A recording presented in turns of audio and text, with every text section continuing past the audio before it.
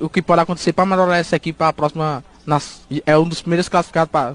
Terceira equipe classificada para as classificadas para semifinais do campeonato.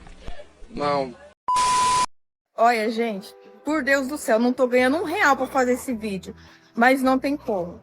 Chega a dar um aperto no coração da gente de ver uma pessoa sozinha, que não tem herança política, lutando contra o sistema, gritando e todo mundo tentando sufocar o cara.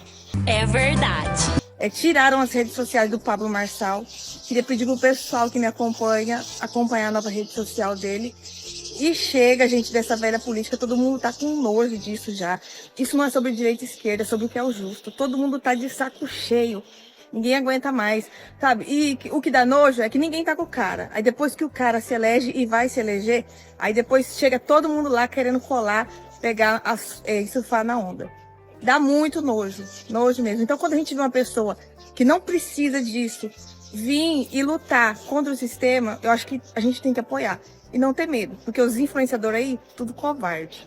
Palavras duras dessa senhora aí, defendendo essa causa tão importante que é a luta contra o sistema, é isso mesmo, em defesa de Pablo Marçal e dos bons costumes. Mas eu tenho que confessar aqui aos senhores que é esse tipo de vídeo que faz eu perceber que eu não passo de um mães, passo gado. Eu entendi aí que ela falou do Pablo Marçal e política e tudo mais, só que a única coisa que eu prestei atenção, senhores, infelizmente, eu não falo isso com orgulho, inclusive eu falo até com vergonha, porque eu tenho plena consciência que um homem que tem autocontrole não deve se deixar cair nesse tipo de armadilha aí que a dona Juliana Bond colocou aí pra gente. Pra que se vestir dessa forma, guerreira? Não tenho nada a ver com isso, inclusive eu acho que tá até bom, nem é esse o problema, só que é difícil prestar atenção no que a guerreira fala, senhores. E eu creio que essa madame aí, muito espertamente, ela sabe que ela tem essa questão aí que chama a atenção, né? Não que eu acho que ela não acredite nisso. Inclusive, eu acho que ela até acredita nessas coisas aí que ela falou. Mas quando ela percebe que se ela juntar esses dois fatores, falar sobre coisas que homens querem ouvir, que eu já ouvi ela falar sobre conservadorismo, que hoje em dia não vale a pena se relacionar e tudo mais, junto com a parte da sensualidade, com o bico quase saindo pra fora, e ela vê que isso dá um alto engajamento em seus vídeos, infelizmente é uma coisa difícil de controlar, até meio hipnótico. Eu tenho que confessar aos senhores, eu evito ao máximo ter que ver esse tipo de coisa, porque eu sei que o propósito disso nada mais é do que ganhar a atenção e engajamento dos caras que ficam olhando fixamente para uma região do corpo da apresentadora aí do vídeo. E ouvindo a opinião dessa madame aí, dá para presumir mesmo que ela é uma pessoa conservadora de fato. E me parece ser uma coisa muito tentadora quando aparece uma pessoa falando coisas que boa parte dos homens concordam, vestida de um jeito que é difícil de ignorar, e apesar dele concordar com a maioria das coisas que a guerreira tá falando, ele não consegue prestar atenção no que a guerreira tá falando, porque na minha opinião aqui, respeitosamente, a roupa que a pessoa veste diz muito respeito sobre ela. Cada um é livre aí pra se vestir da forma como ela quiser e tudo mais, só que infelizmente eu acho que inclusive esse é um defeito meu, tenho uma certa dificuldade em levar a pessoa a sério dependendo do tipo de roupa que ela estiver vestindo. E se for uma guerreira com uma roupa um pouquinho apelativa, já complica um pouco, né? Porque isso causa a impressão em mim que a pessoa tá querendo chamar a atenção pelo fato da roupa ou por outros atributos que vão além das suas capacidades oratórias. Ou seja, dá a impressão que a pessoa tá querendo se aparecer mais de um jeito sensual do que de um jeito sério mesmo. Então fica aqui minha pequena ressalva,